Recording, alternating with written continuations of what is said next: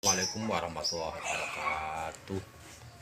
Teman-teman semua yang saya hormati, mengetahui jati diri atau sejatinya diri itu untuk mengetahui siapa sejatinya diri ini, teman-teman.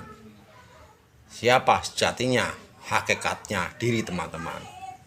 Siapa sejatinya yang ada di dalam diri. Apakah benar yang di dalam diri itu manusia sama seperti dohirnya, ataukah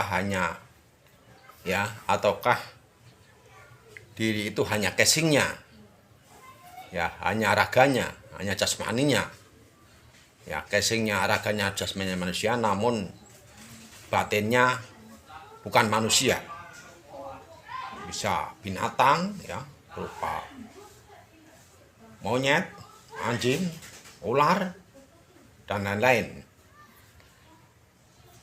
Oleh karena itu ada petuah, selamilah dirimu agar mengetahui wujud sejatimu. Itu teman-teman. Teman-teman semua yang saya hormati, untuk mengetahui jati diri atau sejatinya diri, itu memang bisa melalui pintu mati selagi hidup, atau mati sebelum mati, atau mautu qabla an tamut, itu teman-teman. Dan itu juga harus pakai ilmu, tidak cuma praktek mati sebelum mati, tapi ada ilmunya. Ilmunya ilmu mendekat kepada Allah, teman-teman, sehingga pada posisi ada pada makom bahwa diri ini dari dicipta Allah Ta'ala daripada nur. Jadi tidak semudah itu. Dan andai kata kita diperlihatkan diri sejati, tubuh astral, tubuh batin, teman-teman, tubuh rohani, itu bukan berarti itu bukan berarti itulah Allah dan roh yang dititipkan Allah kepada diri kita. Itu bukan Allah, beda dengan Allah, akan beda tiupannya Allah, miliknya Allah. Jadi firman Allah, aku tiupkan ruhku, itu bukan berarti Allah, teman-teman. Roh itu makhluk, makhluk itu bisa ciptaannya, pancarannya, tiupannya, itu teman-teman. Jadi makhluk itu selain Allah, teman-teman.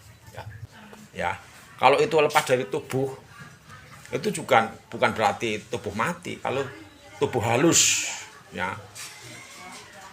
tubuh astral yang seperti kita itu lepas dari tubuh, bukan berarti itu mati, masih ada,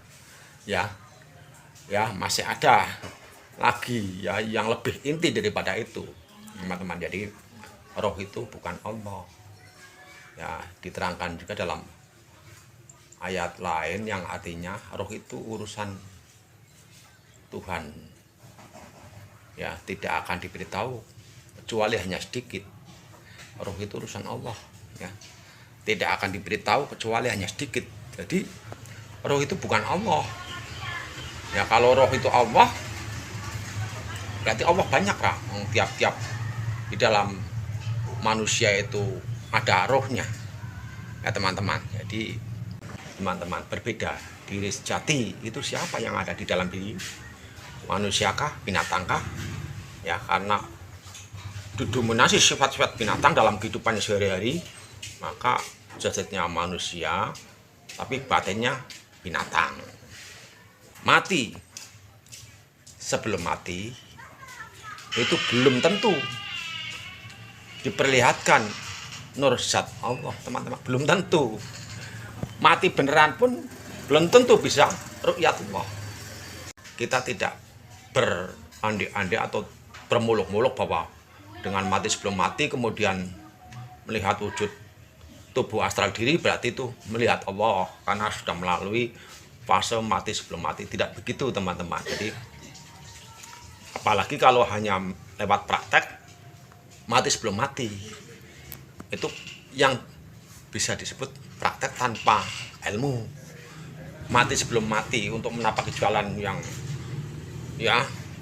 jalan kebenaran, jalan yang lurus itu ada keilmuannya, teman-teman. Ada ilmunya yang dibabar sebelum menjalani mati, sebelum mati. Ada ilmunya. Dan ilmu itu ibaratnya itu rute. Ya ibaratnya itu rel, sehingga kereta api tinggal ya melaju sesuai dengan relnya itu. Ya, kalau tanpa rel, tanpa rute, tanpa peta, hanya menjalani dok, bagaikan kereta tanpa rel, bagaikan masuk hutan tanpa kompas, tanpa peta, bisa tersesat. Itulah yang disebut amal tanpa ilmu. Ya, amal tanpa ilmu, praktek mati sebelum mati tapi tidak didahului dengan mukadimah ilmunya. Ya, bisa kesasar-sasar. Ya, menuruti pikiran bisa kesasar, malah bisa masukkan arwah gentayangan. Ya. Karena pikiran itu bukan segalanya. Ya, pikiran itu bukan yang berkuasa. Yang berkuasa itu Allah. Ya, jadi pikiran itu alat ya untuk mempertimbangkan, alat untuk mencapai apa yang diinginkan. Tapi yang mengabulkan itu Allah yang Maha Kuasa. Oleh karena itu kita kadang-kadang punya keinginan, pikiran, ya berpikiran ingin itu, ini tapi tidak tercapai. Nah, itu bukti bahwa pikiran bukan yang berkuasa, bukan Allah menuruti pikiran kita, bukan. Tapi pikiran itulah sebagai alat untuk mencapai mencapai harapan. Pikiran itulah untuk menimbang baik benarnya. Jadi mati sebelum mati itu bukanlah satu-satunya cara, dan bukan berarti kalau cara itu ditempuh itu sudah pasti akan tercapai. Ya, melihat atau kenal dengan Allah dan roh kita, roh ada yang di dalam diri manusia itu bukanlah Allah, tapi itu tiupannya makhluk Allah itu tadi yang saya sebut, bisa tiupannya, bisa pancarannya, bisa ciptaannya. Ya kalau jasad Nabi Adam itu ciptaan ya dari tanah. Kalau roh ya, yang roh sifatnya metafisika ya, bukan seperti fisik Nabi Adam itu ditiupkan. Itu begitu teman-teman. Jadi ya, semoga kita bisa saling berbagi. Kalau ada kesalahan, kekeliruan ya, tolong dikoreksi dan diluruskan. Terima kasih. Wabillahi taufiq wal hidayah. Wassalamualaikum warahmatullahi wabarakatuh.